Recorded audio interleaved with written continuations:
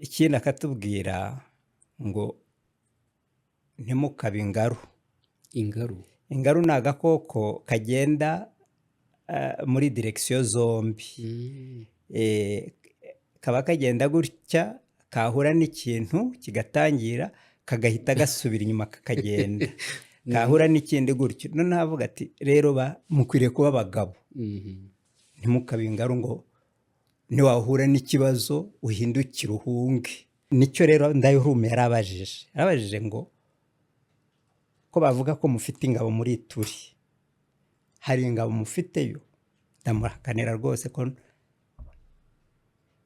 mu byo nzi nta ngabo u Rwanda rufite muri Ituri, kuko twahavuye kera. Hanyuma aravuga ngo warahira ukuri kw'Imana ko nta ngabo mufite? Ndamubwira ntabwo narahira ukuri kw'Imana, ni ukuri kw'Imana kuba muri Bibiliya, ariko jyewe icyo nkubwira ni ukuri kw'impamo. Umuntu ugira irari ry'ibintu biramworohera kwiba, biramworohera kurya ruswa, biramworohera, burya rero biranaborohera no kwicana. Ashobora kwica umuntu kuko abona niyamwica azatwara ibye. Rero ikintu cy'irari ry'ibintu rwose dukwiriye guhaguruka tukakirwanya, tukiga kunyurwa n'ibyo tugezeho. Kunyurwa n'ibyo ugezeho ntabwo bivuze ngo ureka gukora. Tubaye ikaze mwese mudukurikiye. Twa Jean Pierre Kagabo. Muri studio zacu twakiriye umushyitsi w'imena, uwo nta wundi ni Ambassadeur Charles Murigande. Ambassadeur Honorable Senateur, tubaye ikaze. Murakoze kuba mwantumiye. Nzi ko mudakunda ayo matitre yose, ariko niko bigenda, nitwe tuyabaha naho mwayahungira. Karibu. Twarabatumiye mu ruhererekane rw'ibiganiro dukora iyo turebye igihugu nk'u Rwanda nyuma ya Jenoside yakorewe Abatutsi. Tubona ari amateka akomeye kugira ngo iki gihugu cyongere kibeho. Hari abantu, hari ibikorwa, hari urugendo. Turavuga ati tuzaganire kuri urwo rugendo, cyane ko mwebwe mwatangiye no gutekereza iki gihugu na mbere yuko tukibona uyu munsi. Niyo mpamvu rero twishimiye kuba turi kumwe namwe. Sinabura kubifuriza isabukuru nziza. Nahoze ndayambona mwaravutse kuri Assumption kuri 15 z'ukwa munani. Ntabwo turi kure yabyo. Isabukuru nziza Ambassadeur. Murakoze. Igihe mwavutsemo ndabona ari igihe byari bigoye, imyaka 58 usatira 59 60. Kenshi na kenshi utangira ibiganiro dukunda gutangirana n'umuntu muri ibyo bihe yavutsemo n'ibihe byakurikiyeho, ibyo mwibuka mutazibagirwa mu buzima bwanyu. Iyo umuntu avuka nta cyabaze, aba ari umwana mutoya. Cyakora tujya guhunga, ababyeyi banjye bahunze mu 61. Urumva nari maze kugira nk'ibiri n'igice, isatira 3 hafi 3. So ubwo nari ntangiye kumenya ubwenge bukeya, ko njya numva ababyeyi bambwira ngo bariho batwika hakurya y'iwacu ahantu ku musozi w'Icyamutumba. Ngo naraje ndavuga ngo bariho baratwika Icyamutumba. Ubwo nyine bahita bahunga. Ubwo ni mu bihe bice? Ni uyu munsi ni twari dutuye mu mudugudu wa Gashiru, akagari ka Bitare, umurenge wa Ngera, mu karere ka Nyaruguru. Ubwo ni hafi y'umupaka? Ni hafi y'umupaka, ntabwo ari kure cyane. Icyo gihe ntabwo bakoreshaga ayo mazina y'umudugudu, akarere, akagari, ariko aho ngaho niko hari uyu munsi. Ubwo rero ababyeyi barahunga, duhungira i Burundi. Navuga ko natangiye kumenya ubwenge ndi Burundi. Twabanje guhungira muri Camp de Transit ahantu hitwa Ibuye muri Ngozi. Twamara nk'umwaka n'igice, ariko murabizi ko ubundi inkambi z'impunzi ntizemerewe kuba hafi y'umupaka. Batwimurira rero kure y'umupaka, twabanje kujya mu ikambi y'impunzi yitwa Kigamba, naho tuza kuhava tujya mu yindi kambi y'impunzi yitwaga Mushiha. Kigamba natangiye kuhiga higira umwaka wa mbere n'uwa kabiri n'uwa gatatu, hanyuma tugiye Mushiha nkomereza mu wa kane, wa gatanu, wa gatandatu n'uwa karindwi. Icyo gihe twarangizaga primaire twize imyaka 7. Niho ababyeyi banjye bakomeje kubanza kuva iyo ndangije nyine primaire njya kwiga kuri Collège Saint Albert, ishuri bakuru bacu bari barashyizeho kugira ngo dushobore kubona uko twiga, kuko abana b'impunzi ntabwo babonaga amashuri biboroheye. Hanyuma bari baragize amahirwe yo kwiga, bagira icyemezo cyiza, bafata icyemezo cyiza cyo kuvuga ngo reka bashyireho ishuri barumuna babo bazajya babona uko biga, nubwo atari benshi ariko byibura ntibapfire gushira. Niho nize rero école secondaire yose ndayirangiza, niga imyaka 2 ya kaminuza muri Université y'u Burundi. Nza kuhava mbonye bourse yo kujya kwiga mu Bubiligi, niho narangirije licence nkorayo na doctorat. Nza kugaruka gukora mu Burundi nkorayo imyaka 2, mvayo njya gukora muri Amerika. Nibyo mwarangije kaminuza, PhD yanyu n'amanota y'ikirenga cyane, nahoze ndeba muri Université ya Namur mwagize highest distinction. Uwo munsi mwabyakiriye gute? Umwana w'impunzi kajya mu gihugu nka kiriya cyadukoronije yahize akagira amanota y'ikirenga kuri urwo rwego? Simbizi, ntabwo nakubwira ngo numvise meze gutya. Numvaga ari ibintu bisanzwe, numvaga narize ngomba gutsinda, ndiga ndatsinda. Nuko nabyakiriye. Ibyo ari byo byose byari ikintu gikomeye cyane. Uburushyi bw'ubuhunzi ubanza ntabwo bwatumye wiga cyane ugakora cyane ko? Birashoboka ko nize nkakora cyane, cyane cyane ko twiga nko kuri Saint Albert. Kuri Saint Albert twigishwaga n'abarimu b'Abanyarwanda.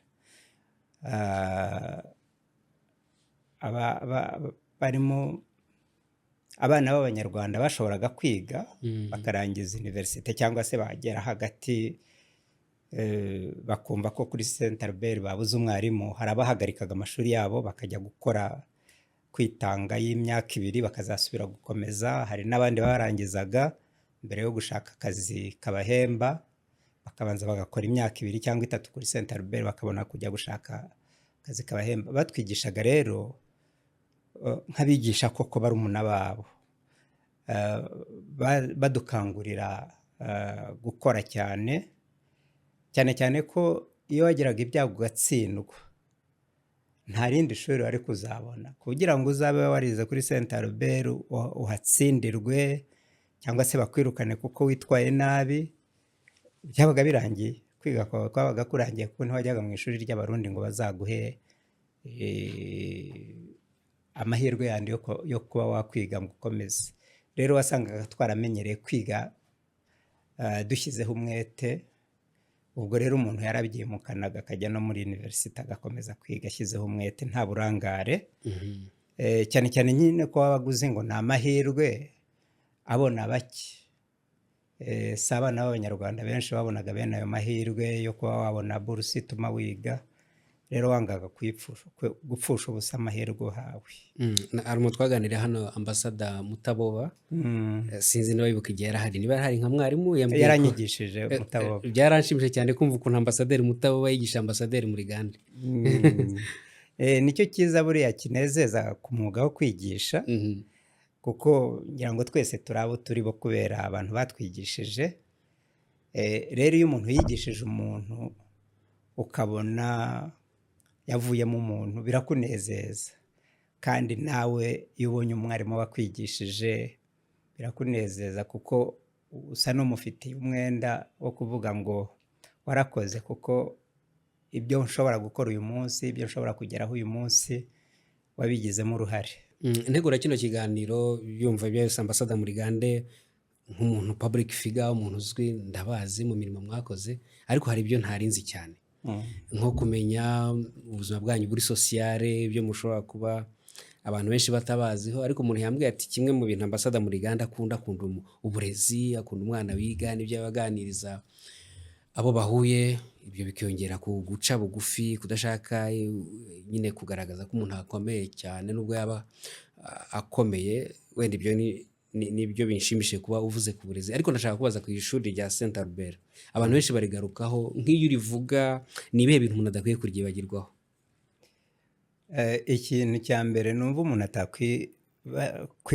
kwibagirwa kuri Saint Albert ni icyatumye ribaho, ni ukumva abantu bakunda barumuna babo, bakunda ababo, bakunda bakavuga bati niyo jye nakwiga, kuko abantu baritangiye bigaga mu Bubiligi, barimo bariya ba nyakwigendera Mutemberezi, ba Sebasoni Serevirian uramwibuka, ari muri secretariat ya RPF n'abandi, nibo bicaye baravuga bati twebwe turiho turiga, nta kindi yenda twamarira ubwoko muri rusange usibye kuba twashyiraho ishuri hakagira bamwe bahonoka. Kandi byari biturutse ku kiganiro, ku ijambo Gregoire Kayibanda yari yavuze, niba ari wari perezida hano, wari perezida hano, banza yari yarivuze kuri bonane ya 62 ishyira 63, avuga ngo akabana b'Abatutsi kararangiye, ubu bagiye kuba ingegera, ntawe uzasubira kwiga.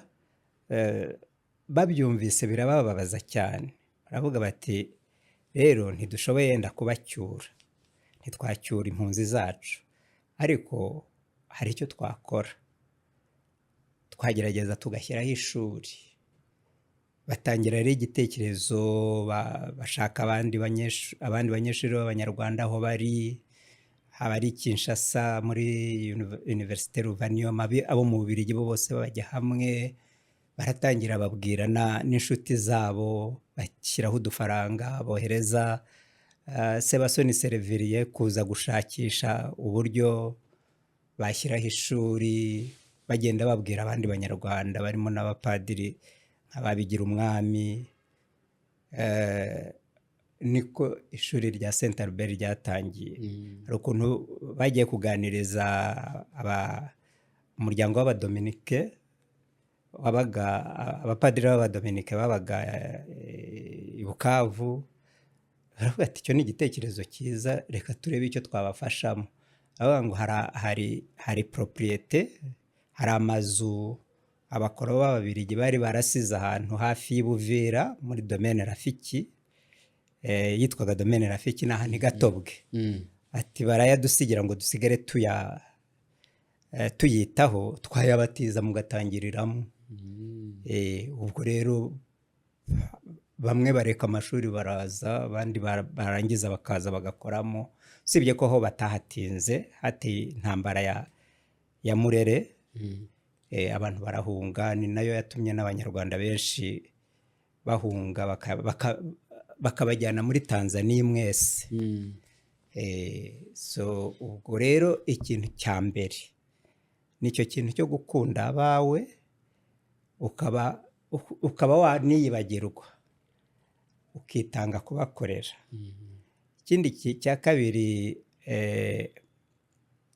umuntu atakwibagirwa kuri Saint Albert, ryari ishuri rikennye, kuko urumva nyine nta bushobozi bwinshi ryagiraga, ariko ndibuka hari umufurere wigeze kuba directeur wa interna, akajya atubwira ati maze rero ntabwo kuba ukennye bikwiriye gutuma uba umunyamwanda, ushobora kuba umukene ariko ukaba umuntu w'isuku. Ikindi akatubwira ngo ntimukabe ingaru. Ingaru. Ingaru ni agakoko kagenda muri direkisiyo zombi. Kaba kagenda gutya, kahura n'ikintu kigatangira, kagahita gasubira inyuma kakagenda. Kahura n'ikindi gutyo. Noneho avuga ati rero mukwiriye kuba abagabo. Ntimukabe ingaru ngo niwahura n'ikibazo uhindukire uhunge. Ukwiriye guhangana nacyo mpaka ugikemuye. Rero na Saint Albert nuko yari imeze. Twahuraga n'ibibazo ariko tugahangana nabyo mpaka tubikemuye. Ko mwari mu bibazo se mwarishyuzwaga byemeze bite? Baratwishyuzaga udufaranga dukeya nyine, ni nko gutanga contribution kuko nyine nayo yagombaga ishuri ryagombaga kubaho. Ikindi urumva nubwo twigaga turi muri kondisiyo zitari nziza, ariko kugira abarimu bafite ubwitange n'abanyeshuri bakitanga bakiga bashyizeho umwete. Collège Saint Albert yasohoraga abana bazi ubwenge pe. Abantu barangizaga muri Collège Saint Albert bajyaga gukora ibizame hirya no hino, ugasanga abaye aba mbere. Njya nibuka nkanjye ubundi niga nifuzaga kuba umuganga. Icyari cyananteye no gushaka kuba umuganga bwari uburyo bwo kwigana abo bantu batwitangiye, nkavuga ngo ariko umuntu yakora imirimo myiza nk'iyo gute. Nkareba ko mbaye umuganga najya nita ku bantu, nkabavurana urukundo, nkabavurana ubwitange, simbata imbere y'umuryango w'aho mvurira ngo amasaha yo gutaha arageze. Ariko turangiza habaga ikizame cyo kwinjira muri École Polytechnique. Abanyeshuri bazi ubwenge babaga barize math physique bajyaga kugikora. Urumva abanyeshuri bo mu Burundi bose, abayobozi b'ishuri baranyinginga ngo njye kugikora nubwo bazi ko ntaziga Polytechnique. Kubera nyine iyo abanyeshuri b'ishuri runaka bagitsindaga neza byaheshaga amanota iryo shuri. So ndagenda ndagikora ku bw'ibyago mbu wa mbere nyine muri icyo kizame. Bw'ibyago kandi mbu wa mbere nibyo yenda ishuri ryifuzaga, ariko nyine byatumye ntiga noneho medicine kuko universite yaravugaga ngo ntabwo wabaye wa mbere muri Polytechnique noneho ngo tujye kwandikisha muri medicine, komeza muri Polytechnique. Nuko rero naje kugeraho nyine niga imibare. École Polytechnique yabagamwo nyine ibyo kwiga iby'ubwenjeniyeri, bya physique, ibya mathématique. So njye nize mathématique. Ni nacyo nahoze nshaka kubaza ukuntu impamvu mwahisemo kwiga imibare, ubwo murayisubije. Nuko byaje. Hanyuma rero murangije nk'uko babivuze mwakoze muri Amerika muri Howard University muri Washington. Kuva rero mu nkambi y'impunzi ukiga mu Bubiligi, noneho ukajya mu murwa mukuru bita uw'isi yose Washington, byo mwumvaga ntacyo bibabwiye nk'uko kugira amanota y'ikirenga nabyo mutumvaga hari icyo bibabwiye cyane? Rwose naba mbeshye mvuze ngo naravuze ngo wow ngeze Washington. Numvaga ari ubuzima bukomeza, gusa mvuga ngo buri mahirwe mbonye nzajya nyakoresha neza. Na Washington nayo birebye nayigezemo yenda atari byo napanze. Kuko urumva navuze ko ndangije mu Bubiligi nagiye gukora mu Burundi, nagiye gukora muri Institut Géographique Burundi. Ariko icyo gihe mu Burundi abanyarwanda ntabwo bari bamerewe neza cyane. Nkabona rero nta avenir, so nsaba akazi. Nasabye akazi muri universite ebyiri. Nasabye akazi muri universite ya Harare Zimbabwe, barakampa. Ariko na universite yitwa Fayetteville State University yo muri North Carolina impakazi. Rero mpitamo kuba najya muri Amerika. Ah, ariko ntinda kubona uko ngenda kubera icyo gihe habaye intambara mu Burundi, ibintu byitwa ntega n'amarangara ubwo hari ryari muri 1988. Bituma rero nkerererwa, sinagerayo ku gihe. Banyifuzaga ko nahagera icyumweru cya nyuma cy'ukwezi kwa munani, ariko mpagera mu kwezi kwa 10. Barambwira ngo narakererewe, amasomo nagombaga kwigisha bayashakiye undi mwarimu yigisha. So bituma rero ngomba gushaka ahandi njya. Hari umugabo wari warigeze kuza kuri universite nakoreragamo PhD cyangwa se doctora, tubana muri building imwe, turamenyerana, turakundana. Noneho ndamubwira nyine ko nageze Faithville kandi akazi naje nje gukora ntakabonye. Arambwira ati ngwino muri Washington DC, ho haba za universite nyinshi, ndetse hari n'izindi opportunity cyangwa se ayandi mahirwe y'akazi, ngwino tuzashakire hano. So ndagenda, ngira n'Imana nta nubwo natinze, mbona akazi nyuma y'amezi nk'abiri kuri Howard University. Njya subiza amaso inyuma nkavuga ngo ni kumwe Imana iyobora intambwe z'umuntu, kuko njya ndeba nk'akamaro namaze mu gihe cy'intambara yo kubohora u Rwanda. Iyo mba ndi Fayetteville, aho North Carolina, ntabwo nari kugira umumaro namaze. Ariko kuba nari ndi Washington kandi nsobanukiwe iby'umuryango, byatumye nyine mba umuvugizi wa FPR hariya. Abantu bose, abayobozi bakuru b'umuryango baza Washington, nkabashakira za appointments iki. Bituma nyine Imana yaranjyanye Washington mu gihe yabonaga ko nzakenerwa aho ngaho muri process cyangwa se mu nzira yo kubohora u Rwanda. Ibyo nibyo nenda kubabaza, kuko iyo myaka 88 hari nyuma y'umwaka umwe RPF Inkotanyi itangiye, kandi namwe tuzi uruhare rwanyu mwagize. Wenda icyo nashaka kubaza mbere mugikomojeho, ariko cyane cyane nk'umuntu wari uri Washington, nanone muri RPF nayo yari ifite abanyamuryango mu bindi bihugu bitandukanye.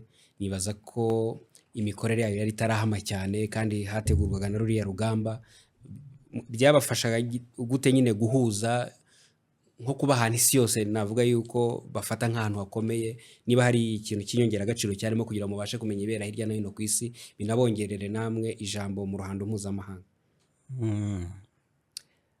Birumvikana ko umuryango wa FPR wari ukeneye kugira abantu bawuzi, bashobora kuwusobanurira abantu baba Washington, kuko bagira ingaruka ku bibaho mu isi. Iyo rero badasobanukiwe ibintu biriho, bashobora kugira ingaruka mbi. Babisobanukirwa bakagira ingaruka nziza. Kuba rero twari Washington, icyo twakoze nuko kuva urugamba rutangira, twatangiye gusobanurira abantu batandukanye, ari abadepite bo mu nteko ishinga amategeko ya Amerika, ari abantu bo muri State Department cyangwa Ministry of Foreign Affairs, abo muri Pentagon, n'abandi bantu benshi. Haba ibintu bita think tank, ni ibigo bikora ubushakashatsi ku migendekere y'isi, kandi bene ibyo bigo bigira ijwi rikomeye, kuko ibyo bigo byandika, usanga abadepite babiheraho mu kugira pozisiyo bafata, yewe na za State Department n'iki.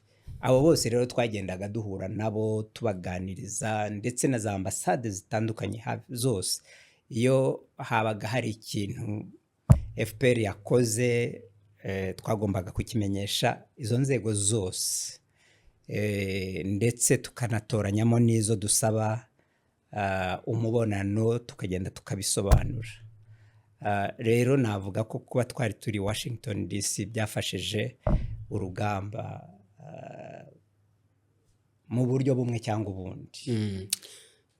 Abantu bazi ko mukunda gusenga, abantu bajya babona amasengesho yo gusabira igihugu, uruhare mubigiramo, n'abantu babazi. Mbaza n'uriya muntu ngo ambwire ubuzima bwanyu butari ubwo bwa rusange bwa politiki, yambwiye ko mutashobora kubura umwanya wo kwiga ijambo ry'Imana, Bibiliya, gusenga, naho musengera ntibabone nk'umuntu w'umuyobozi wabaye mu nzego, bakakubona nk'umubyeyi. Ndashaka kubabaza, kwakira Yesu nk'umukiza no kuba umunyapolitiki, hari abavuga ko bitoroshye kubihuza. Mwebwe iryo hurizo mwaritatuye mute?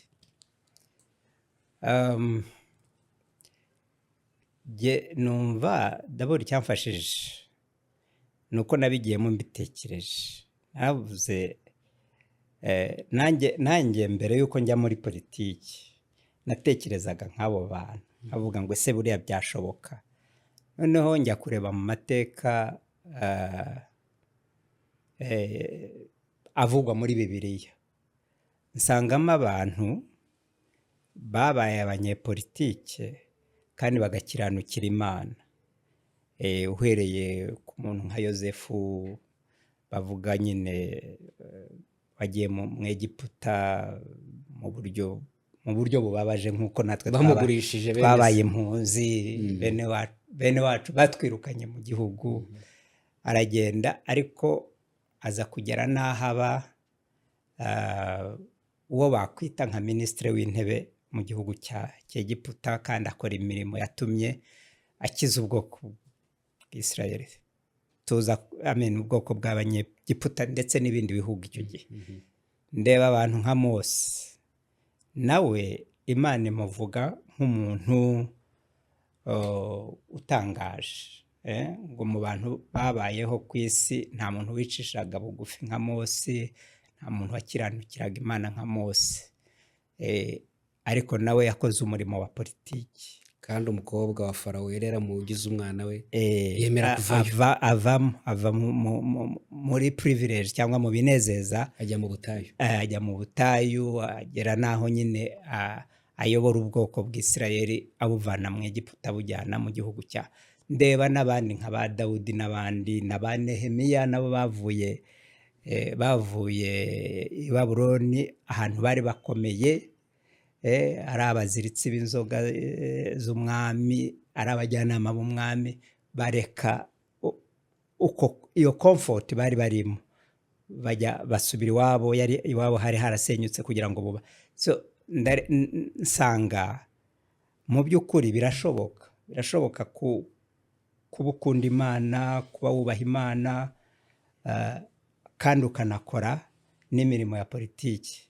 Ndetse ubundi ni uko politiki nyine abantu hari abayikoze nabi. Ubundi politiki se ni iki? Politiki ngo ni uburyo bwo gucunga cyangwa kuorganiza no gucunga ubuzima bw'abantu bari ahantu runaka. Kera bavugaga umujyi, polisi ni umujyi, ariko ukaba wabijyana community iyo ari yo yose cyangwa igihugu icyo ari cyo cyose. Ni uburyo bwo kuorganiza abantu batuye aho hantu, ugamije kubavana ahantu habi bari ubajyana ahantu heza. N'ubukristu nabwo ni ibyo. Buriya iyo ureba Imana imanuka iza gukura ubwoko bw'Isirayeli mu Egiputa, yaravuze ngo narebye numvise kuniha k'ubwoko bwanjye, none ndamanutse kugira ngo mbavane muri iyo miniho bajyane mu gihugu kinini cyagutse gitemba amata n'ubuki. Mu by'ukuri n'Imana yakoze politike muri icyo gihe. N'umunyepolitike wese, umuntu wese ukora politike bya nyabyo, atari uwigiriye, atari ufite izindi entera akurikira, ubundi ni icyo akora. Arareba abantu aho bari, akareba igihugu uko kimeze, akajya muri politiki ashaka kukivana ahantu habi kiri akijyana ahantu heza. Ubundi ntabwo politiki rero yakabaye en contradiction n'ubukristu. kuko ni nacyo Yesu yaje gukora, yaje kutuvana mu byaha atujyana ahantu heza. Yaranavuze ngo naje nzanye ubwami bw'Imana, no kubavana mu bwami bwa Satani murimo atujyana mu bwami bw'Imana. Mwebwe rero ntabwo ari politiki isanzwe gusa, hari harimo n'urugamba rw'amasasu. Wenda nahera ku gihe mwakiriye agakiza n'ukuntu circonstances zabiteye, ariko se urugamba rw'amasasu ku muntu wakiriye agakiza rwo mwarubonaga mute? Urugamba rw'amasasu fortunately Bibiliya nyine ibamo byose. Muri abo bantu bose nakubwiye, ugira ngo se Mose yinjiye mu gihugu gisezerana batarwanye? Bararwanye, banesha Abanake, banesha Abaki, kandi ari urugamba Imana yabajyanyemo. Nasanze ngo umunya-Israel arwana n'umunya-Egiputa. Yasanze umunya-Heburayo arwana n'umunya-Egiputa. Bo yenda biriya birebye yaranabihaniwe. Kwaduka gusuka ukica umuntu, ni nabyo byatumye ahunga. Ariko kubera rwari urugamba yagiyemo rutari organized, rudasobanutse, rutahawe ideas bashaka kugeraho, niyo mpamvu hari rwatumye ajya mu butayu imyaka 40. Ariko ubundi bibaye ngombwa kurwanya ikibi urakirwanya. Mwakira agakiza ryari ambasada? Nakira agakiza muri 77 igana muri 78. Mu by'ukuri nagize commitment kuri bonane irangiza 77, bonane ya 78. Hari cyari kibiteye kihariye? Nuko nari maze iminsi numva ijambo ry'Imana ku ishuri twigagaho. Hari abandi banyeshuri bamaze igihe bakijijwe, bakajya bagira amasengesho ku manywa, saa sita muri lunch break cyangwa se nimugoroba mbere yuko dutangira etude. Tubanza kujya tubasuzugura, tubita amazina, ariko nza kumva muri gihe nkavuga ngo ariko umuntu agira atya agasuzugura ibintu atanumvise. Nagiye kumva ibyo ari byo nkanabimenya, noneho nkabisesengura, nasanga koko ari ibintu byo guta umwanya. Nkajya mvuga ngo mbasuzugura, mbagaya, mbatuka, mvuga ngo ibyanyu byanarayizinze, nsanga koko bikwiriye gutukwa no gusuzugurwa no kwamaganwa. Noneho njyayo navuga nyine ko umwuka wamfashije, mba convicted wa mugani. Amen. Nahoze ndeba rero ku mirimo mwakoze, ubwo cyane cyane imirimo yanyu irimo ingeri nk'eshatu. Ya mashuri mutize mu Rwanda byarageze gutya 1978 muyobora kaminuza y'u Rwanda, kuva 2009-2011 mu minisitiri w'uburezi. Kwibona ku burezi bwo mu Rwanda mutagize amahirwe yo kubamo, mwebwe mwarize hanze, nta mba mutima zindi zari zirimo? Bo rumva numvaga nishimye kuba nakwigisha abana b'Abanyarwanda, kuko nkuko nigeze kubikubwira, kwigisha ni ikintu cyiza. Ubutegura ejo hazaza habakuri imbere, kandi ubunategura ejo hazaza h'igihugu. Munyabwenge umwe niwe wigeze kuvuga ngo icyo ushaka ko igihugu kizaba ejo ugomba kugishyira mu ishuri uyu munsi. Rero numvaga nishimiye ako kazi. Navuga ko mu tuzi twinshi nakoze hano mu gihugu, akazi ko mu burezi karanejeje cyane. Ndetse ndibuka ko umuryango wa FPR ukimara kubohora kapitale, baransabye ngo nze, bambwira n'imirimo bashaka kumpa, ndayanga. Barambaza ngo ese ushaka uwuhe murimo? Ntigiye numva uwampa umurimo mu burezi. So ariko aho nziye ntabwo ari bo bambanjirijemo, naje kugera aho njyayo ari kugira ngo banza baributse ko nigeze kubabwira ko nifuza kujya mu burezi. ko wabanje kuba umujyanama wa perezida 1994 wowe wari wanze se n'uwuhe? Si ngombwa ngo mbivugira aha ngaha, ubwo muzabisoma muri memoire zanjye. Ni byiza. Ni iki mwibuka muri kaminuza y'u Rwanda? Ngiye hari ikintu umuntu yambwiye, wenda mwavuga n'ibindi, ngo hari abanyeshuri bifuza kwiga iby'itangazamakuru, bashaka ko mukiraho ishami ry'itangazamakuru, ngo murabyanga, mutanga urugero rw'umunyamakuru wakorera kuri radiyo Rwanda ngo wasomaga amakuru neza cyane, baravuga ngo ko atize ngo itangazamakuru, ngo mwumva atayavuga neza. Ibyo byabayeho? Ntabwo ari byo. Ntabwo ari byo. Kimwe cyo nasanze ishami ry'itangazamakuru ariyo rikijyaho. Ntabwo nigeze njya muri debate y'ishyirwaho ryaryo, cyangwa se ahubwo nanahageze abantu bababwira ko nagize uruhare rwo kugira ngo bige neza, kuko nakoresheje connection nari mfite mu banyamakuru, kuko igihe cy'urugamba natangaga za interviews nyinshi kuri za VOA, RFI, menyana n'abanyamakuru. Icyo gihe rero universite yacu ntiyagiraga abarimu, so twashakaga abantu bavolontiyaringa, so dutangira kuzana abarimu bakoraga muri RFI, abakoraga muri BBC, bakaza bakamara nk'ibyumweru 2 hano hano kuri universite, bagashobora kwigisha abanyeshuri bacu, ku buryo navuga ko rwose abanyeshuri ba mbere babonye exposure kuko bigishijwe n'abajournaliste de métier bakora no mu bitangazamakuru bikomeye. Iyo story ni bya kwa kundi abantu bagenda bahimba za stories nyinshi. Cyakora nshobora kuba hari igihe nigeze kuba naravuze, kuko hari igihe nigeze gutanga urugero rw'umujournaliste witwaga Peter Jennings. Peter Jennings yari umujournaliste uvuga amakuru neza kuri ABC News. Akaba ari umuntu wari waradropinze tararangije sogonderi, ariko kubera yakunze umwuga ariyigisha, avamo probably the best journalist. Icyo mu gihe cye rwose yabonaga ibihembo, kandi mu journalist ba BBC, ba CNN, NBC n'iki.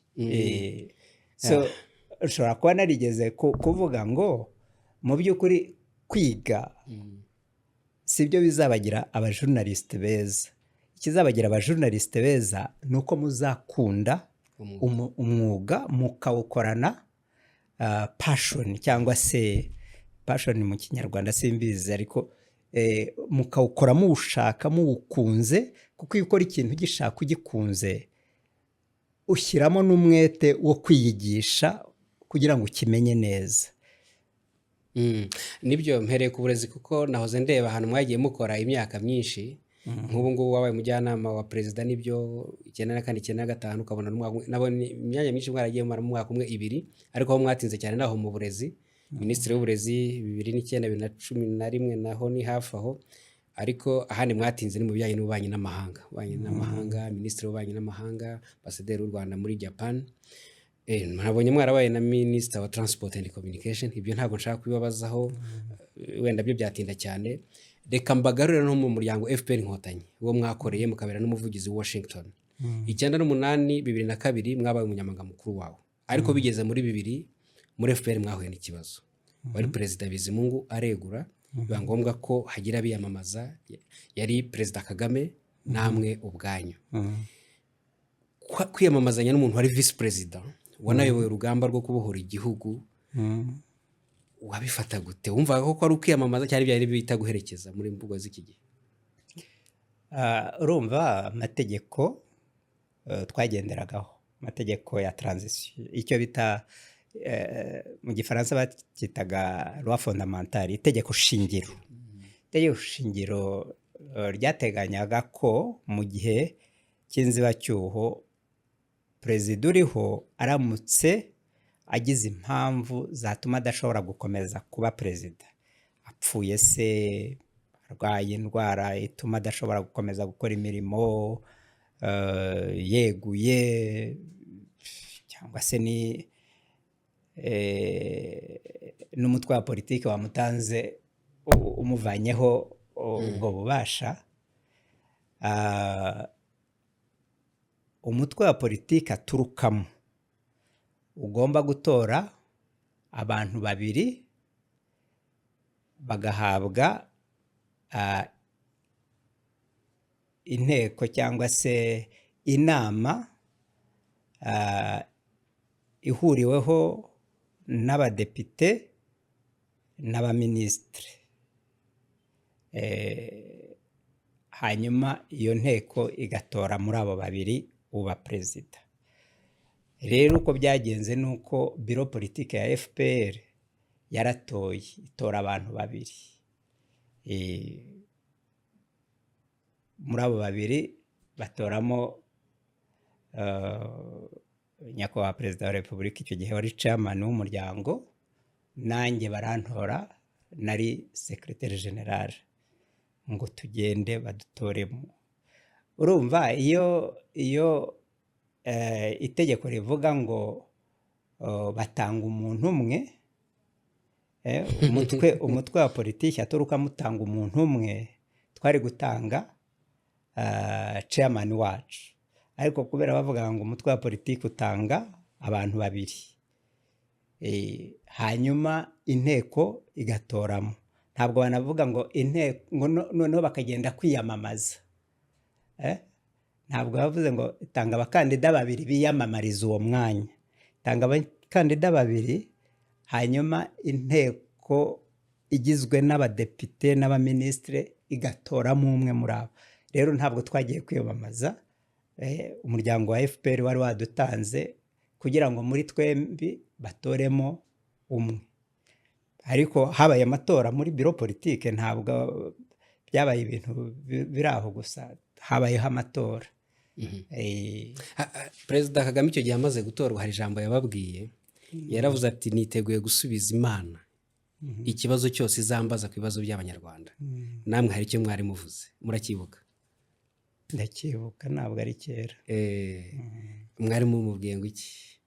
Wakivuze ko ari wowe wese n'ubundi sinibaza ko wibagiwe, wakibagiwe. Nuko nanga ku misquoting endo kutabivuze, ariko ibyo byose byari byaganishaga aho ngaho kwerekana ko Imana ariyo izabaza izo nshingano. Icyo nari mvuze ko mu by'ukuri twese nk'abantu turiho daboro kubera Imana, n'imirimo tugenda tugeraho mu by'ukuri tuhabwa n'Imana. N'Imana ituma tuyigeraho, yego turayikorera, ariko n'Imana ituma tuyigeraho, kuko Imana itaduhaye kubaho ntabwo twakora imirimo. Rero Imana iduha kubaho, ikaduha gukora iyo mirimo, ibizanatubaza n'uburyo twayikoze. Nicyo nari mvuze ko imirimo tuzakora Imana izayitubaza. Kwari kugira ngo twese aho turi, buri munyarwanda wese ajya abyibuka ko ibyo dukora byose tujye twibuka ko umunsi umwe Imana yaduhaye kubaho, ikaduha opportunité yo gukora, izatubaza uburyo twakoresheje opportunité zose yaduhaye. Nawe rero asubiza ko rwose yiteguye kuzasobanura uko yakoresheje opportunité Imana yamuhaye. Murakoze cyane. Kuva muri 2002 kujya muri 2008 mwabaye minisitiri w'ububanyi n'amahanga. Navuze ko ububanyi n'amahanga ari hamwe mu hantu mwamaze igihe, kuko no muri 2011 mwabaye ambassadeur mu Buyapani n'ibindi bihugu. Ariko hari umunyamakuru witwa Ndayihurume, abantu baramwibuka, ntabwo nzi neza ikirundi, ariko icyo gihe byavuga ko hari ingabo z'u Rwanda ziri muri Kongo. Yarabajije ngo mbe muri Gande kumenga uri umukizwa, wavugisha ukuri ko atanga z'u Rwanda ziri muri Kongo? Ngo haramusubije ngo ndakubwiza ukuri kw'impamo, ukuri kw'Imana kuba muri Bibiliya. Ubundi nk'umujournaliste wakabaye wagiye kureba, kuko ibyo bintu biba biri recorded. Ntugende usubiramo ko wagiye wumva abandi babivuga bigarukaho. ariko reka nongere mbigusobanurire uko byagenze nubwo mpamya ko atari ubwa mbere ubyumvise, gusa usa n'uwananiwe kwakira uko mbikubwira ugakunda uko abaturage babikubwira. Impamvu mbikubwiye ni uko hari n'ikindi gihe wigeze kubimbwira turi mu mwiherero w'abayobozi. Yego yego. Urumva icyo gihe ndanakubwira n'igihe icyo ari cyo kugira ngo bizagufashe kujya kureba mu mvo n'imvano. Yari imaze igihe gito itangiye. Hari mu kwezi kwa gatatu muri 2003 nari maze igihe gito mbaye minisitiri w'ububanyi n'amahanga. Hanyuma icyo gihe niba ubyibuka neza mu kwezi kwa karindwi hari hasinywe amasezerano ya Pretoria avuga ko u Rwanda rukura ingabo zarwo muri Kongo. Rukura ingabo zarwo muri Kongo ku mugaragaro. Ari izituruka Bukavu, ari izituruka Goma n'iki, ku buryo mu kwezi kwa 9 gushira ingabo zose z'u Rwanda zari zashizeyo. Ariko muri ibyo bihe twari dufitanye umubano mubi na Uganda.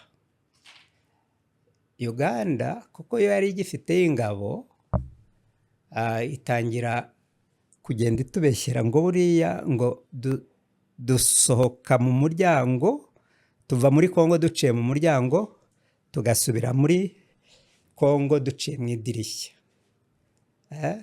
Ari ibintu byo kugira ngo gusa izina ry'u Rwanda ryononekare. Ndetse icyo gihe mu by'ukuri aha hose hari peaceful. Ibice bya South Kivu, North Kivu, kumanukana n'igice twari twarafashe, twari turi kumwe na RCD muri Katanga, hari amahoro. Ariko hari ibibazo muri Ituri. Noneho bakavuga ngo u Rwanda rufite ingabo muri Ituri, kandi mu by'ukuri u Rwanda rwavuye muri ibyo bice byose bya Ituri mu bihumbi 2000. Ubwo icyo gihe turi mu bihumbi 2003, mu bihumbi 2000, kuko icyo gihe twari twarumvikanye na Uganda ngo ibice byose biri haruguru ya Beni byose nta ngabo y'u Rwanda ihaba, hakwiriye kuba ingabo za Uganda. Nako byari bimeze na Kisangani tuyivamo byose. So ariko bashaka konona izina ry'u Rwanda barabeshya ngo dufite ingabo muri muri Ituri. Nicyo rero Ndayihuruma yarabajije ngo ko bavuga ko mufite ingabo muri Ituri, hari ingabo mufiteyo? Ndamuhakanira rwose ko mu byonzi nta ngabo u Rwanda rufite muri Ituri kuko twahavuye kera. Hanyuma aravuga ngo warahira ukuri kw'Imana ko nta ngabo mufite? Ndamubwira ntabwo narahira ukuri kw'Imana, ni ukuri kw'Imana kuba muri Bibiliya, ariko jye icyo nkubwira ni ukuri kw'impamo. So ni ibyo rero abantu bagiye bavuga uko bashatse, bakavuga ngo buriya muri Gande yarazi ko hari ingabo z'u Rwanda, yanga kuvuga kuko byose ntacyo byari kuba bihinduye. Iyo mba mbeshya mvuga ngo ni ukuri kw'impamo cyangwa ari ukuri kw'Imana, byose byari kuba ari kimwe. Nyine abantu icyo batasobanukiwe ni ukuri kw'Imana n'ukuri kw'impamo aho bitandukaniye. Aho bitandukaniye ni uko ukuri kw'Imana ni ukw'Imana nyine. Ukuri kw'Imana ni ukw'Imana. So ukuri kw'Imana kuba muri Bibiliya, ukuri kw'impamo kuba mu bantu. Iyo nkubwiye ngo nazamutse esikariye n'amaguru, ntabwo nakoresheje lift, nshatse uko navuga ngo uko ni ukuri kw'impamo. Donc ni ukuri nyine kw'abantu. Aho sinavuga ngo ni ukuri kw'Imana. Ukuri kw'Imana se nzana Imana muri ibyo gute? Ambasada, murakoze cyane. Turavuga urugendo rukomeye igihugu kinyuzemo kugira ngo kibe igihugu abana bacyo batataniwe hirya no hino bagaruke mu gihugu. Malheureusement byabaye na jenoside yakorewe abatutsi yatwaye abarenga miliyoni, ariko iyo mureba nkamwe mwabikurikiye mukaba hafi y'ibyo bitekerezo byo kubohora u Rwanda, mubona ari iki byashoboje u Rwanda guhaguruka rugahagarara. Ejo bundi mu masengesho ya Rwanda Shima Imana numvise ubutumwa bukomeye mwatangaga bw'impamvu tugomba gushima Imana. Ubona ari iki mu by'ukuri cyafashe kugira ngo u Rwanda ruhagarare rwemye rube ruriho uyu munsi, runageze ku ntera rugezeho uyu munsi? Ikintu cya mbere gikomeye kuri jyewe uko mbibona ni uko twaragize ubuyobozi bwiza, by'umwihariko umuyobozi nka nyakubahwa Paul Kagame, kuko buriya abanditsi, abantu bakora ubushakashatsi bakanandika ku buyobozi, harimo umugabo witwa John Maxwell, we ukunze kuvuga ngo ibintu byose bikizwa n'ubuyobozi cyangwa se bikicwa n'ubuyobozi. Kuba rero twaragize ubuyobozi bwiza bwa nyakubahwa Perezida wa Repubulika na RPF bukunda abaturage b'u Rwanda, bukorera abanyarwanda, bwifuza ko abanyarwanda bava ahabi bari jenoside yari basize bakajya ahantu heza uyu munsi, ejo bakajya heza kurushaho ejo bundi gutyo. Icyo navuga ko ari wo musingi w'ibanze watumye dushobora kuva aho twari turi tukaba tugeze aho tugeze. Umuntu yagenda avuga ibindi byinshi. Ubwo buyobozi bwiza bwagiye bufata n'ibyemezo byiza, ibyemezo ubundi utagatekereje ko byari byoroshye gufata, nko kuvuga ngo umuryango wa FPR Inkotanyi wasinyanye amasezerano na guverinoma ya Habyarimana. Guverinoma ya Habyarimana aho kuyashyira mu bikorwa irahindukiye, yishe abaturage, nako yiyemeje kurimbura abatutsi. Umuryango wa FPR urayirwanije, urayinesheje. Ubundi hirya no hino ku isi abarwanye bagatsinda, abatsinze batwara byose. Habaho n'amagambo mu cyongereza bavuga ngo the winner take it all. Ari muri politike the winner take it all, ari mu kurwana the winner take it all, takes it all. So ariko umuryango wa FPR ukirengagiza ibyo, ukavuga ngo no, twebwe tujya guhaguruka nk'umuryango wa FPR Inkotanyi twiyemeje kubaka ubumwe bw'abanyarwanda. Ntabwo ubumwe bw'abanyarwanda bwakubakwa n'igice kimwe gifata byose. Ubumwe bw'abanyarwanda buzubakwa n'ubuyobozi duhuriyeho twese no gusangira ibyiza by'u Rwanda twese. Reka duhamagare muri abo bantu abatagize uruhare muri jenoside rugaragara ruzwi, baze dufatanye kubaka u Rwanda, tugashyiraho guverinoma y'ubumwe bw'abanyarwanda. Sinzi niba ujya usubiza amaso inyuma ukareba iyo guverinoma uko yari imeze. Ariko abenshi bahise bigendera. Ariko icyo si icyaha cyacu. Twebwe twaragerageje, ariko kubera imyaka 40 ingahe bari bamazemo bigishwa ingengabitekerezo mbi yo kuvuga ngo baratsinze, igihugu ni icy'agahutu, byarabagoye gukorana n'abatutsi. Bamwe baragenda, abandi barahemuka, ariko habayeho ubwo bushake bwo kuvuga ngo reka tujye hamwe nk'abanyarwanda twubaka u Rwanda rushya dusangiye twese. Navuga ko uwo wabaye umusingi twubatseho iki gihugu cya nyuma ya jenoside. Kuba abantu, umuryango wa FPR Inkotanyi wari urimo abana bamaze kwicirwa ababyeyi bose, imiryango yabo nakwirimbutse, bafite imbunda, bafite iki, ariko ubuyobozi bw'umuryango cyane cyane ubuyobozi bwa nyakubahwa perezida wa repubulika burababwira ngo kirazira. Ntabwo twarwaniye kwihorera, twarwaniye kurokora igihugu. Icyo nacyo ni ikindi cyatumye dushobora kubaka runo Rwanda. Ikindi cya gatatu ni ukubona abantu bari bamaze imyaka 35 mu buhunzi babonye uburyo bwo gutaha, ndetse ntibatashye gusa kugira ngo abaturage basanzwe, habonetsemo n'abayobozi ariko bakihutira gucyura abantu bari barabamenesheje iyo myaka 35. Ubundi mu mitekerereze ya kimuntu ari kuvuga ngo mwaratwirukanye imyaka 35, namwe nimugende mwangari 35. Niko ubundi umuntu utareba kure niko yakabigize, ariko twagize ubuyobozi bureba kure.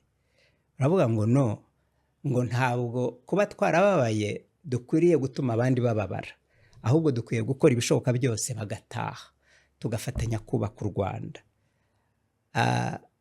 Kuba rero twarashoboye gukora ibyo byose byatumye dushobora kuzana amahoro, tuzana umutekano, noneho bituma dutangira gutera intambwe yo kubaka igihugu cy'u Rwanda, kuko amahoro ntawe uyarya, ntawe uyambara, nta kurinda imvura n'izuba, demokarasi, ibintu nk'ibyo byose ntibiguha ibyo, ariko biragufasha kugira ngo utangire noneho wubake ibikorwa by'ubukungu n'iterambere. Ndetse nanavuga ko ikindi kintu cyadufashije gituma u Rwanda rujya imbere mu buryo butangaje ni ukugira ubuyobozi buvuga ngo u Rwanda nubwo ari igihugu gitoya, u Rwanda nubwo ari igihugu kiri kure y'amazi magari, ntabwo Imana yadushyize aho turi kugira ngo tuhapfire.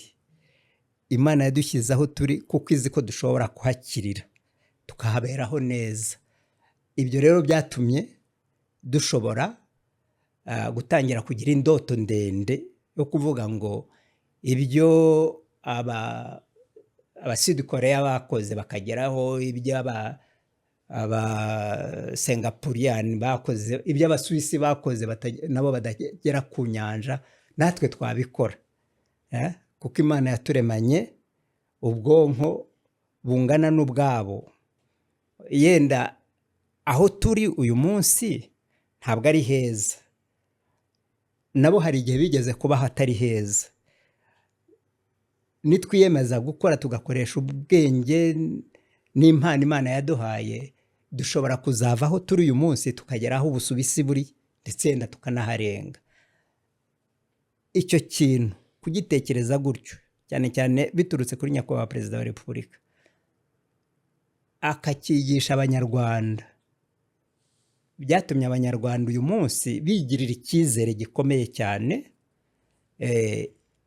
ko ntacyo batageraho baramutse bagishyizeho umutima wabo, hanyuma amaboko n'ubwenge n'iki bigakora bigamije kukigeraho. Ibyo nibyo byabyaye umusaruro tubona uyu munsi.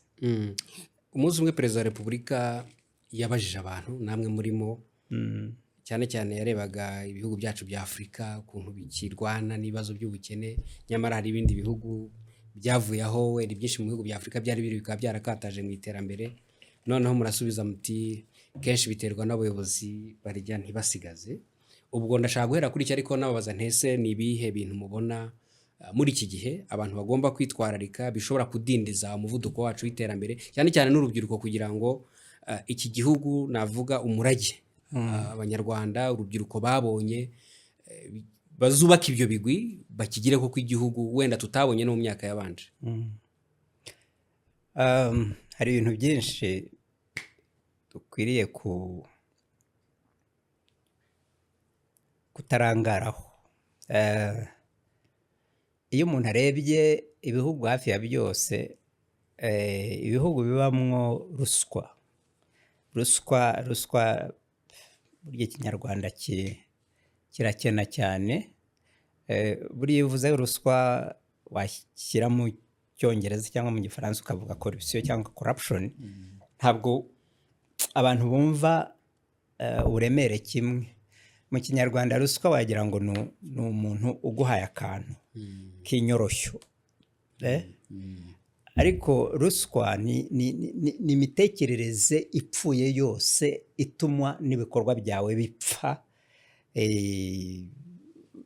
Iyo ureba inyungu zawe mbere y'iz'abandi, mbere y'iz'ikigukorera, ukaba tuvugura umuyobozi w'ikigo, wajya gutanga amasoko ugaha umuntu uzaguhaho, yenda atazanagukorera neza ibyo umusabye gukora, mwashaka abakozi ugaha mwene wanyu cyangwa se umuntu uzi cyangwa se wamusabiye akazi, atari uko azagakora neza ariko ari izo mpamvu.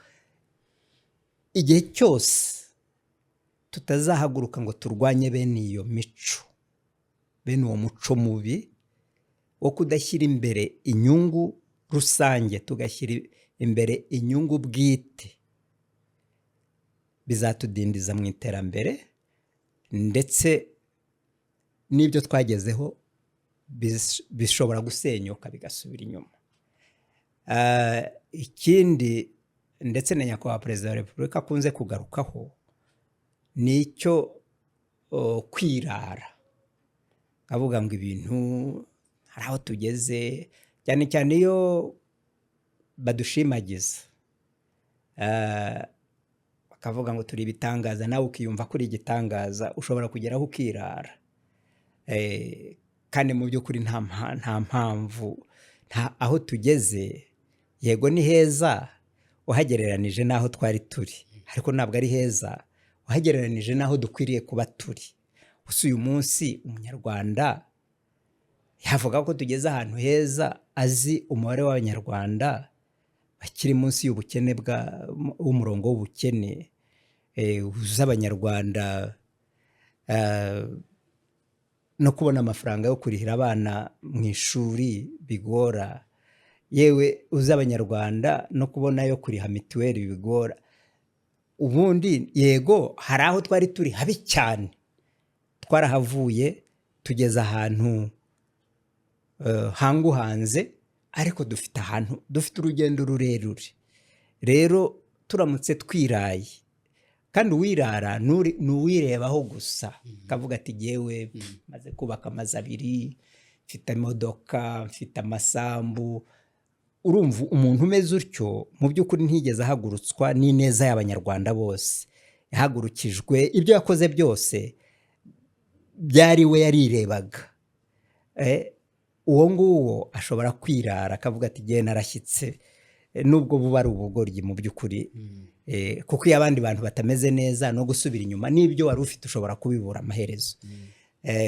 Icyo kintu dukwiriye kukizirikana, urubyiruko rukwiriye kuzirikana ko ibi bintu twubatse nitutabirinda, kandi uburyo bwiza bwo kubirinda ni ugukomeza twongeraho n'ibindi byiza.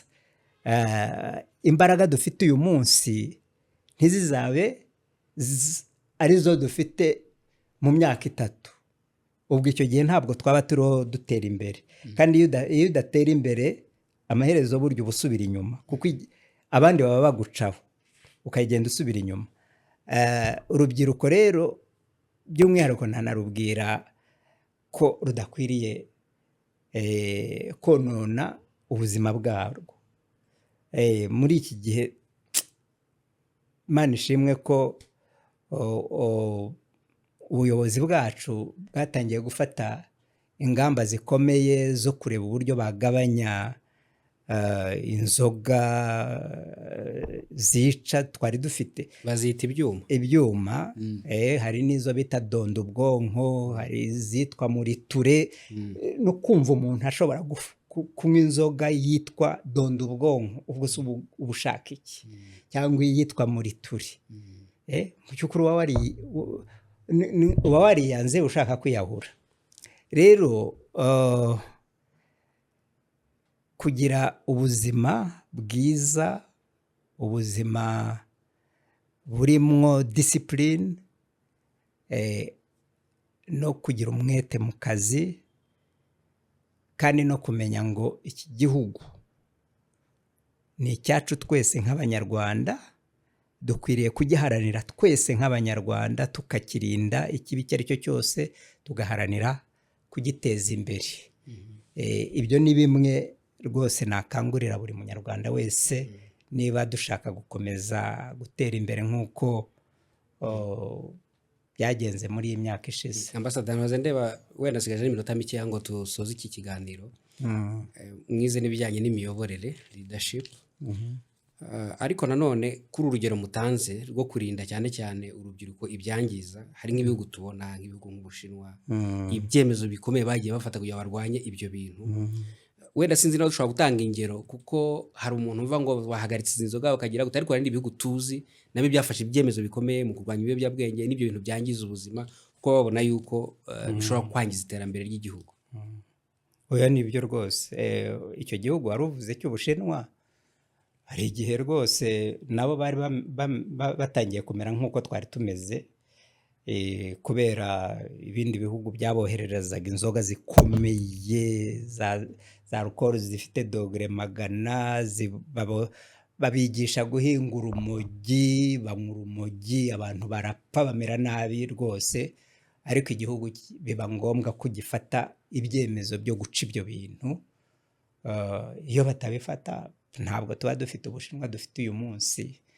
Yewe n'ibi bintu ubona abana bashiriye mu busambanyi, twari dusigaye dufite ahantu ngo abana bajya mu mazu bakabwira uwinjiye wese ngo asige ubwonko bwe ku muryango, ngo bagiye ngo mu ijuru rya 7, bakagenda abana bakiyambura ubusa, bakasama ibintu nyine biteye ubwoba. Kubera iki? Kuko baba babibonye no kuri za interineti. Hariya mu Bushinwa ntushobora kubona nta access kuri za site pornographique, ntibyemewe. Bafite tekinoloji ituma za site pornographique ziba zifunze. Nta muntu wari wavuga ngo ubwo bakoze ibyo reka tubafatire sanction tugire dute. Na hano niba dushaka gufasha urubyiruko rwacu mu buryo burebure, rwose tugenda dutera imbere muri technology, Ministry ya ICT and Innovation, n'ibi bigo byose bya RISA, bya cyber security, bakwiriye kureba uburyo bashyiraho bwo kurinda abana b'Abanyarwanda kugira access kuri izo site za pornography. Hari abavuga ko nyuma y'ibyuma ikikwiye gukurikiraho ari kureba ibintu biri kuri internet, za YouTube, ibintu biriho ngo biteye ubwoba nabyo. Rwose bakwiriye kureba uburyo babivanaho, babibuza access abana b'u Rwanda. Erega niko abana bagenda bapfa, abandi bariyahura, kuko hari za site bakubwira ngo uburyo bworoshye bwo kwiyahura. Iyo ugize akantu gatoya iyo site ukagira ibyago ukagwa kuri iyo site uragenda. Rero rwose mu buryo bwo kurinda ibyo twagezeho no kugira ngo dushobore gukomeza urugendo tutadindirira ahangaha, n'ibyo nabyo bikwiriye kuzafatirwa ingamba zikomeye. Ambassador, wenda tugosoza iki kiganiro, hari abantu benshi twagiye tuganira, abakada benshi ba RPF, benshi babona ko ari abantu bibuza kusa n'abatusamaye ngo batwarwe n'ibintu, ndetse wajya nko muri ka mission n'amafaranga asigaye ukayazana. Bambwiye ko namwe muri umwe muri abo bantu, ariko ndagira ngo ndenge urwo rugero gusa, ahubwo mvuge ngo muri iyi minsi hariho irari ry'ibintu, gushaka gukira vuba. Abantu bakanavuga ko ari nawo mwanzi ukomeye cyane w'abantu baba jeune cadre, abantu bajya mu myanya y'ubuyobozi. Icyo mwakivugaho iki? Icyo nakivugaho nuko bibabaje. Birababaje kuko iyo wagize irari ry'ibintu, Bibiliya iratubwira ngo niwo muzi w'ibyaha byose. Umuntu ugira irari ry'ibintu biramworohera kwiba, biramworohera kurya ruswa, biramworohera burya rero biranaborohera no kwicana. Ashobora kwica umuntu kuko abona niyamwica azatwara ibye. Rero ikintu cy'irari ry'ibintu rwose dukwiriye guhaguruka tukakirwanya, tukiga kunyurwa n'ibyo tugezeho. Kunyurwa n'ibyo ugezeho ntabwo bivuze ngo ureka gukora, ariko iyo ukora ugakiranuka mu byo ukora, ukagira kunyurwa mu byo Imana igenda ikugezaho, rwose ntibikubuza gukomeza gutera imbere mu gihe cyabyo, n'ubuzima bukakuryohera, kuko ibyo ugezeho ntabwo bituma urara udasinziriye, kuko ntiwabyibye, ntiwahemutse kugira ngo ubigereho. Abo bantu bakora ibyo ni nabo bajya kunywa bya byuma kugira ngo bacecekeshe amarangamutima yabo, kuko baba bababwira ati nubwo uguze randukuruza wayivanye mu byo utari ukwiriye kuyivanamo, wibye, wahemutse, ugasanga nibo banywa urumogi kugira ngo bashobore kubaho, rucecekeshe uwo mutima ubacira urubanza. Hariho kubaho neza, gukiranuka, ugakiranukira Imana, ugakiranukira abantu, bituma uryama ugasinzira, bituma ibyo ugeraho byose biguhaza, ukanyurwa.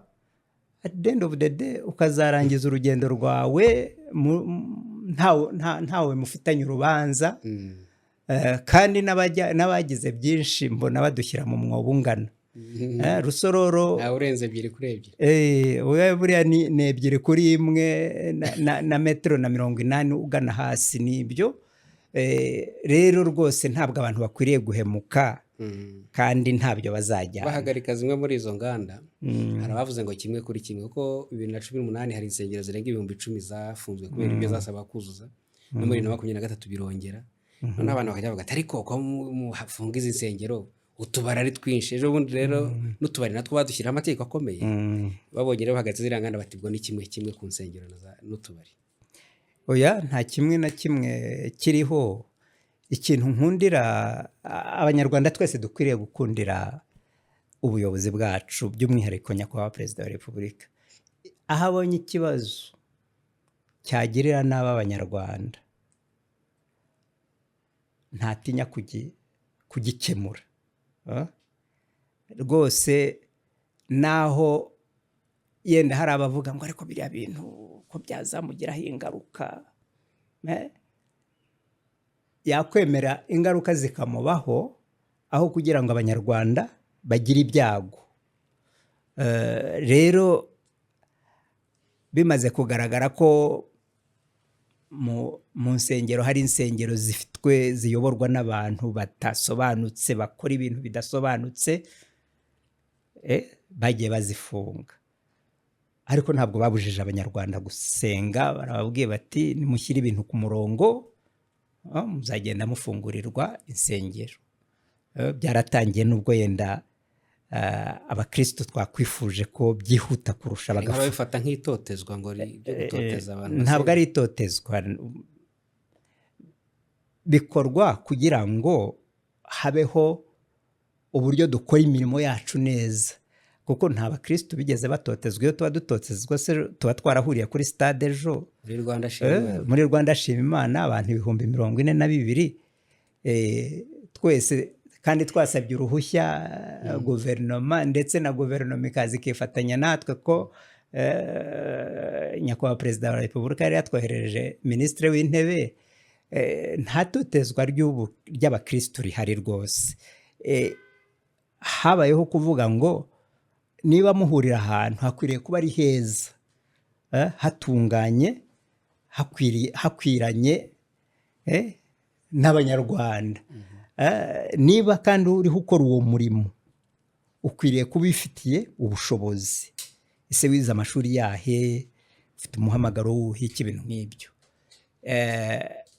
Nta nubwo hariho gutoteza abakora inzoga zisindisha, ahubwo ntukwiriye kwica abantu kugira ngo ukire.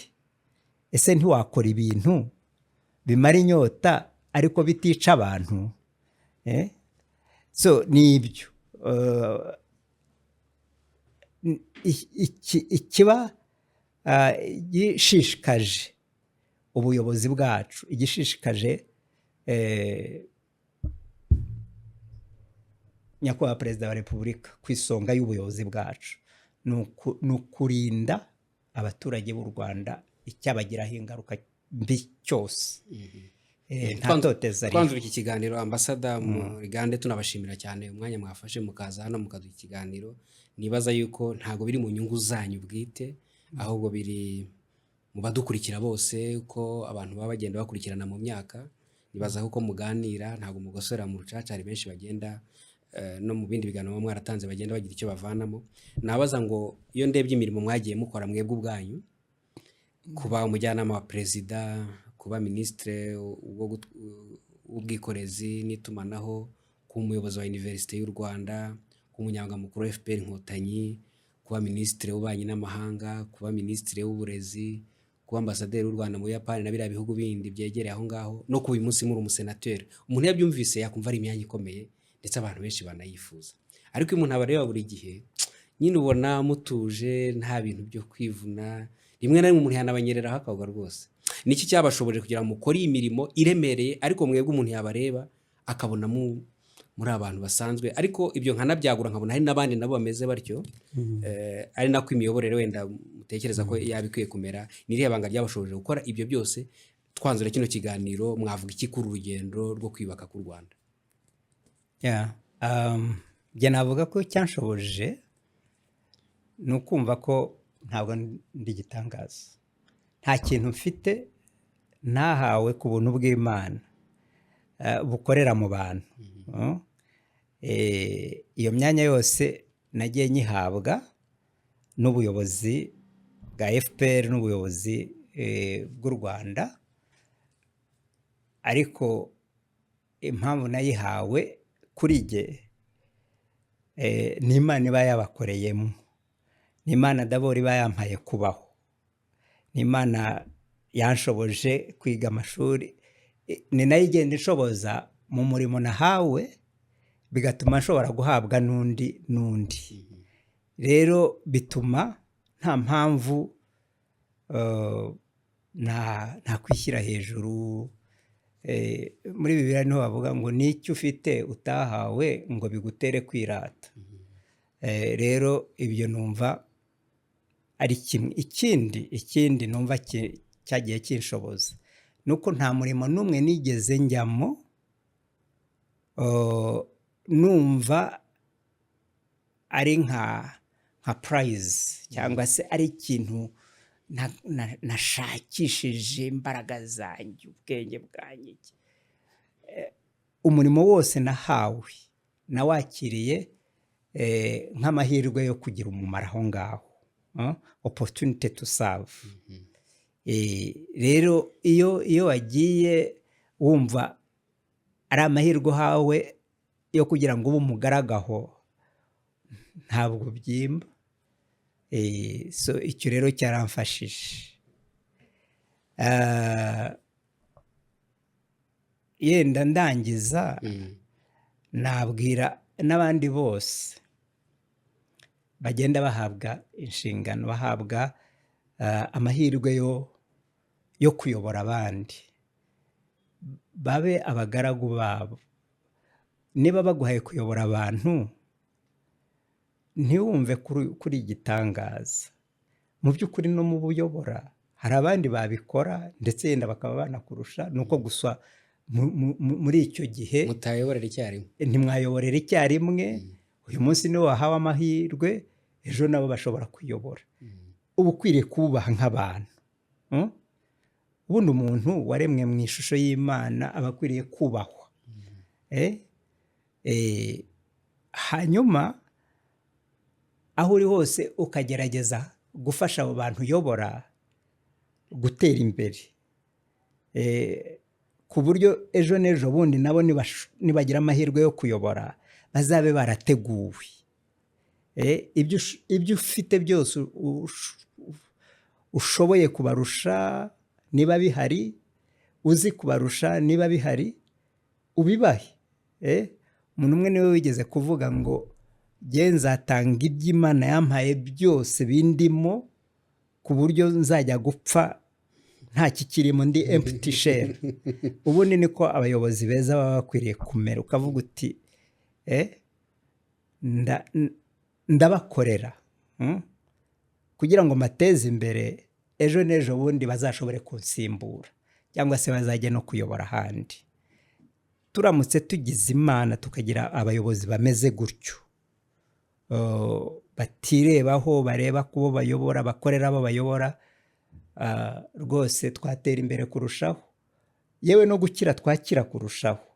Hari abantu bibwira ngo ukoze ibyo ngo uzava muri imbwa. Oya, niba mwateye imbere mwese, imbuto z'uko gutera imbere nawe zizakuzaho kuko uri umunyarwanda nk'abandi. Rero ndumva turamutse tugize abayobozi bameze gutyo, twarushaho kwihuta mu gutera imbere. Ambassador Charles Murigande, murakoze cyane. Murakoze namwe. Mu by'ukuri twifuje kuganira namwe, mufite imirimo myinshi ariko ni mwebwe mwafashe umwanya mutubonera uyu mwanya. Ntabwo tuzi ukuntu twabibashimira, uretse ko ntazi ko mukeneye no gushimirwa cyane. Oya rwose, nabikoze urumva abantu benshi baba bansaba ibiganiro, ngeraho mu by'ukuri nkibaza ngo ese ubu ndaza kuvuga iki ntavuze. Mwakoze cyane. Murakoze cyane. Murakoze mwadukurikiye, twateshemo no kwakira Ambassador Charles Murigande, umwe mu bayobozi b'inararibonye mu Rwanda. Nk'uko abivuga, ubuyobozi ntabwo bufata nk'ikintu cy'ikuzo, ahubwo bifata nk'inshingano gukorera abandi, kandi ukumva yuko bitakwiye gutuma wishyira hejuru, ahubwo ukwiye kwibaza icyo ukwiye kuba ukorera abantu kuruta uko watekereza uriwe. Reka rero mbashimire, namwe nizeye ko tuzabageraho twaganira, mukatubwira uko mubona uru rugendo rwo kwiyubaka, umuntu wese aho yari ari mu byo akora n'urwego yaba ariho urwo ari rwo rwose. Mukomeze kugira ibihe byiza. Bye bye.